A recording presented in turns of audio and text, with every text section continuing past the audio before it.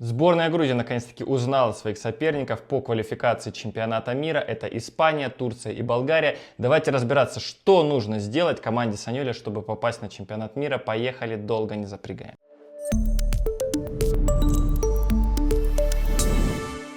Итак, в пятницу состоялась жеребьевка квалификации чемпионата мира в Европе. В то время как Азия, Африка уже активно играют, Европа никуда не торопится, вот только провели жеребьевку. Ну, что сказать, 12 групп, такого еще не было. Вся квалификация уложится всего в скромные 3 месяца. Специальной футболочки Георгий Мамардашвили. Таким образом, хотел бы его поддержать, чтобы он восстановился поскорее после травмы. Ну и, конечно, без него куда? Ну, как сборная Грузии вообще может куда-то пробиться без своего главного героя? Ну, вы помните матчи с чемпионата Европы, матчи сейчас Лиги наций, даже с Чехией, с Украиной. Конечно, без Мамардашвили вряд ли что-то получится. Ну, давайте по порядку. Во-первых, у вас наверняка возникнет вопрос. Так, окей, квалификация чемпионата мира. Что это вообще? Какая схема? Сейчас что-то там увеличили. Будет 40, сколько там, 46 команд, да? А как кто попадет вообще? Раньше вот первое место, все, поехал. Там какие-то стыковые матчи. Давайте разбираться. Итак, квалификация чемпионата мира. Что у нас здесь есть? У нас есть 12 групп. В каждой группе, ну, кстати, неравное количество команд. Поскольку всего в квалификации принимают участие 54 сборных, пришлось немного так у УЕФА запариться, хотя это не особо было сложно. И разбили группы. У нас 6 групп по 4 команды и 6 групп по, соответственно, 5 команд. Почему так? Потому что я напомню, что в марте сборная Грузии играть свой плей-офф Лиги наций против команды Армении, и поэтому вот Грузия сразу была определена в группу, где будет всего 4 команды. Ну, не знаю, вы можете сами рассуждать, хорошо это или плохо. Ну, может быть, было бы больше побед, больше очков. Но теоретически шансы на попадание на чемпионат мира это никак не увеличивает. А что с шансами? Сейчас мы поговорим подробно. Ну вот все победители, 12 победителей, 12 групп, они сразу бронируют путевки в Америку, в Мексику или в Канаду, я не знаю. Но, в общем, первым классом летят на чемпионат мира. А дальше начинается веселье, потому что все вторые места, 12 вторых мест, представьте, сколько это сборных, вообще какой разброс, то есть кто угодно может быть фактически. И вот эти 12 сборных, они присоединяются к 4 командам, победительницам Лиги наций, именно победительницам в своих группах, потому что, знаете, кто-то рассуждал, а что вот если Грузия займет второе место, будет ли шанс там побороться за чемпионат мира? Нет, ребята, вот именно победители, то есть в данном случае сборная Чехии, которая выиграла группу Лиги наций, где выступала Грузия, они имеют шанс, если в квалификации провалится, попасть вот в другой путь, да, и пробиться на чемпионат мира уже в 2026 году, в марте вот это будет плей-офф. Ну, там, в принципе, схема та же, Грузии хорошо знакомая. В этом самом раунде плей-офф будет 2 матча, соответственно, на вылет. И вот эти 16 команд, повторюсь, 12 вторых мест и 4 из Лиги наций, они разыграют 4 путевки, то есть 2 полуфинала и финал, такие как бы 4 разных сетки, и 4 еще европейские сборные отправятся на турнир. Теперь к срокам, когда, собственно, начинается квалификация на чемпионат мира, а начинается она в марте будущего года, в марте 2025 все начнут играть, но повторюсь, что сборная Грузии, свои кавказские разборки будут у грузин против Армении, поэтому сборная Грузии приступит к плей-офф аж в сентябре, представляете, еще какая подготовка. И в этом контексте мне понравилась заметка одного из подписчиков, спасибо вам, что комментируете, большое, что ставите лайки, делитесь, что у нас-то молодежный чемпионат еще Европы впереди, а там Португалия, там Франция, Польша, мощнейшая группа сборной Грузии, и вот это может быть своего рода, знаете, таким превью, отборочным этапом для грузинских футболистов, потому что Ну, давайте не будем скрывать, есть проблемная позиция в обороне. Вот, знаете, когда такая мощная атака, нужно цементировать оборону. И вот, кстати, есть у меня классная книжечка, к которой мы вернемся, и по ней видно, что вот грузинская оборона — это всегда проблема,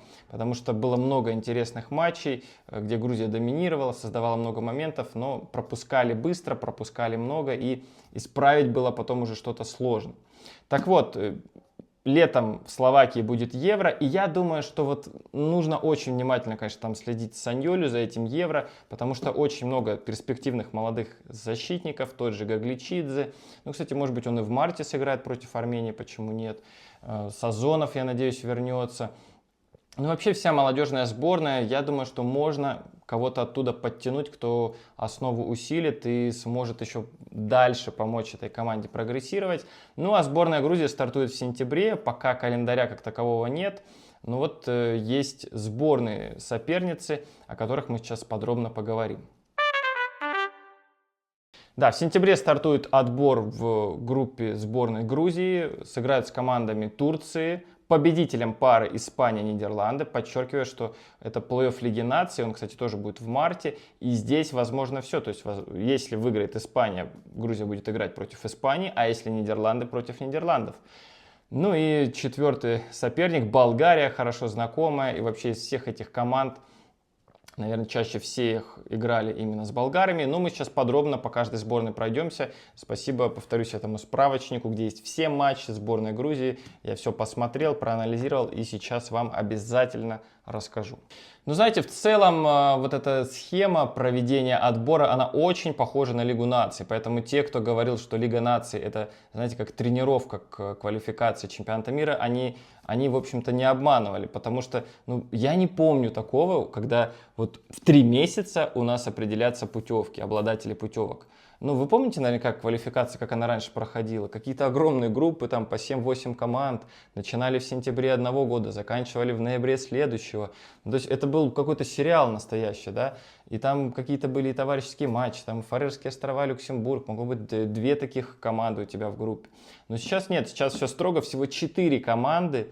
И, знаете, ну, кто-то, может быть, скажет, так интереснее, все быстрее произойдет, но теперь шансов на ошибку-то фактически нет. И вот в этой группе, в этой конфигурации самые главные матчи, конечно, будут против сборной Турции. Я сомневаюсь, что есть какой-то вообще расклад, не знаю, травмы, болезни, там, коронавирус или еще что-то, чтобы сборная Испании отдала кому-то первую строчку, я не могу представить. Сумасшедшая команда, которая громит всех и вся. Ну да, может быть, где-то там 0-0 сыграют, где-то поберегут силы, но я думаю, что первую строчку испанцам можно отдать. Опять же, если они попадут в эту группу, ведь есть вероятность, что Нидерланды сейчас в одном матче, ну могут же испанцев обыграть, могут. И тогда Нидерланды попадут в группу с Грузией, и мне кажется, вот там все-таки вариации какие-то есть. Ну давайте вспомним вообще, как сборная Грузии играла с каждой из команд. Начнем со сборной Болгарии. Кажется, все из вас считают, что до этих-то мы обыграем. Ну, кто они такие? Но давайте вспомним историю. Вообще, я здесь, вот, как уже сказал вам, собрал информацию. 2 победы, 2 ничьих и 4 поражения против сборной Болгарии. Саша, когда это было, можете вы меня спросить, но это было в разные годы, между прочим, и при разных тренерах. И причем, представляете, сборная Болгарии, 2005 год, 2-6. Товарищеский матч, ничего страшного, окей. 2009 год, 2-6. Конечно, было 5-2 уже при Саньоле, и такой, знаете, яркий был матч, летом в Лиге наций играли, на выезде выиграли, там Хвичи забила, Зурико, классная игра, но не забывайте, какие были игры. Ну а первая игра, кстати, состоялась в 94 году, проиграли 2-0, ну 94 год, сборная Болгарии, там и Стоичков, и Эмиль Костадинов, ну в общем, кого там только не было. Не сказать, что простой соперник, наверное, знаете, он становится простым на фоне других, потому что, ну, какая сейчас Болгария на фоне Испании, Турции, очевидно, да. Ну, то есть, очевидно, что Болгарию надо обходить, Болгарию надо обыгрывать, и я думаю, что в этом контексте очень важно, как будет выстроен календарь, в каком туре будет игра с Болгарией. Потому что, с одной стороны, мы радовались, что первый тур был против Чехии, вот сейчас в Лиге наций выиграли 4-1, но последний-то был как раз-таки в Чехии, в Оломоуце, и ну, тяжелее же, конечно, будет в Чехии выигрывать, правильно? Поэтому, вот мне кажется, болгар где-нибудь так посерединке, может быть, было бы неплохо, а вот ответную игру с ними лучше бы дома сыграть.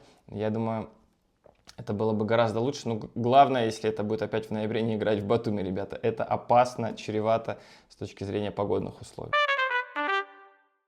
Сборная Турции, еще один соперник Грузии. Но знаете, я сейчас хочу что отметить, что всех, кроме сборной Нидерландов, Грузия обыгрывала. Это такой повод, может быть, порадоваться немного. Но с Нидерландами был всего один матч, и давайте я сразу про него скажу. В преддверии Евро 2020, который на самом деле проходил летом 2021 года, вот тогда 0-3 проиграли. Ну, наверное, не стоит какие-то такие далеко идущие выводы делать. Я думаю, что с Нидерландами можно играть. Я не говорю, что обыгрывать там, да, но обыгрывать всех можно, но будет непросто. Но, конечно же, это лучше, чем сборная Испании. И теперь давайте вернемся к сборной Турции. С Турцией, конечно, всегда было непросто. Первый матч 2002 год. Ну, вы помните, что было в 2002 году? Где вы были вообще, да? Сборная Турции, она заняла вообще-то 3-е место, на минуточку, на чемпионате мира. И вот эта мощная сборная Турции обыграла Грузию с счетом 3-0 в товарищеском матче.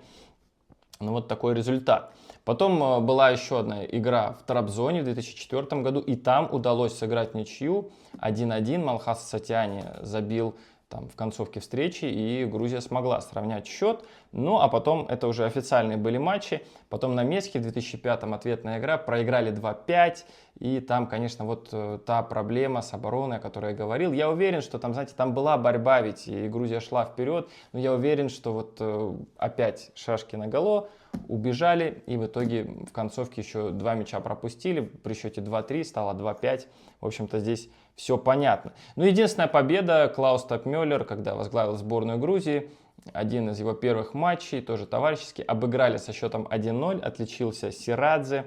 Но вот такие были игры. Ну и, конечно, еще 2012 год, товарищеский матч 1-3. Ну и Евро тоже 1-3. Знаете, вот смотришь счет 1-3, кажется, ну, наверное, шансов особо не было. Но вы же помните матч чемпионата Европы, ну как не было? Могли обыгрывать, могли второй забивать, могли третий. И вы знаете, несмотря на силу этой сборной Турции, мне кажется, вот ее уж точно можно обыгрывать. И вы знаете, если, например, дома обыграть как-нибудь там 2-1, 1-0, а потом на выезде сыграть ничейку, то, в общем-то, второе место и будет. Хотя, как я уже сказал, второе место ничего не дает, и нужно еще очень долгий путь проделать. Но надо же с чего-то начинать, поэтому я думаю, что Турция не такой плохой вариант. Ну и сборная Испании, это, как кто-то из вас сказал, то, что прописали, да, мне кажется, прописали Испанию, Грузии, чтобы как раз-таки, как такая лакмусовая бумажка, смотреть вообще, какой прогресс у грузинского футбола. Вот сыграли разочек, сыграли второй раз.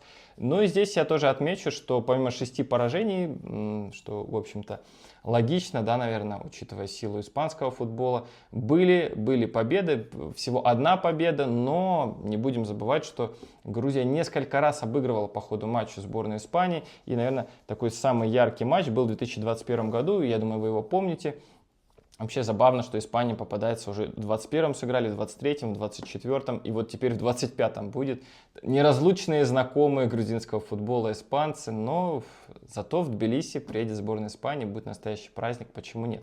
Так вот, 2021 год, Хвича Кварацхелия тогда открыл счет, вели 1-0. Таланты и вундеркинды испанские тогда забили 2 мяча, Ольма и Ферран Торрес, причем второй гол на последних минутах, очень обидно, могли вот ничейку сыграть, но никогда пока Грузия и Испания в ничьи не играли, надо сказать. После этого была игра в Испании, где сборная Испании выиграла со счетом 2-0. Ну и вот последняя квалификация на чемпионат Европы, там болезненный 1-7, я был на этой игре, помню, какие были ожидания, потому что Грузия тогда вообще на первом месте шла в лидерах. И вот испанцы выиграли 7-1, Ламин Ямаль, один из первых его рекордов, он тогда дебютировал, в дебютном матче забил. Но там опять, вот знаете, были проблемы с обороной, быстро пропустили, и потом как будто все уже пошло не так. Ответный матч было побольше дисциплины, поувереннее сыграли. Там был счет 1-3, но тоже вот Хвича Кварацхелия отличился. Знаете, вот эти все такие большие матчи, это вот сцена для Хвича Кварацхелии. И видите, испанцам он, ну не то чтобы постоянно, но частенько забивает. На Евро, например, он там не забивал, но в атаке участвовал. И вы помните тот гол и вот те ощущения, когда Грузия на какое-то время обыгрывала Испанию. Казалось, что ну вот она победа. Все возможно, но в итоге вы помните, что 1-4, испанцы чемпионы Европы, и на этом все закончилось.